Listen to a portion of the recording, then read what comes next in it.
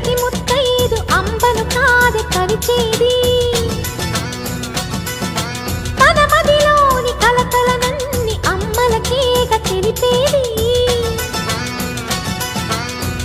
నెలతలే లేకుంటే దేవుడికి నెలవేది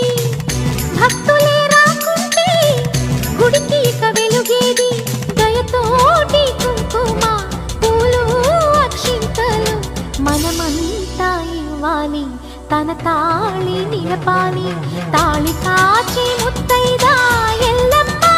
ఎల్లమ్మ పోదామా ఎల్లమ్మ ముసురు కాచి